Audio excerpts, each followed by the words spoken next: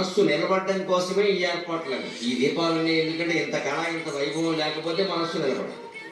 మన మొహంలాగే మన ఇల్లు కూడా బోడు మొహంలా ఉంటే ఏముంటుంది, అక్కడ కూర్చుంటారు, ఏముండదు. కాస్త కళకళలాడుతూ ఉంటే ఇది ఏదో కాంతం చూస్తారు. మొహంలోనూ చిరునవ్వు ఉండాలి. బోడు మొహం కాకుండా బొట్టెట్టుకోగానే సరిపోదు, ముందు బొచ్చు మొహం కాకుండా ఉండాలి. ఆ చిరునవ్వుతో ఇంట్లో ఆడవాళ్ళు మగవాళ్ళు ఉంటుంటే పిల్లలు ఉంటారు. అలాగే చిరునవ్వుకు ప్రతీకలుగా దీపాలు ఉంటే పిల్లలు నేర్చుకుంటారు ఖచ్చితంగా. ఇంత కళ మన జీవితంలో ఉండాలి కదా. అందుకే శివతత్వం ఇవాళ చెప్పుకుంటూ మొట్టమొదటిగా శివుడికి వెలిగించేటువంటి నిజమైన దీపం ఏమిటో కాశీఖండంలో శ్రీనాథ మహాకవి చెబుతారు. అది చెప్పుకుందాం ముందు. గుణనిధి అని ఒక పెద్ద మనిషి ఉంటాడు. పెద్ద మనిషి ఏమిటి, చిన్న మనిషి కూడా. యజ్ఞదత్తుని కుమార్.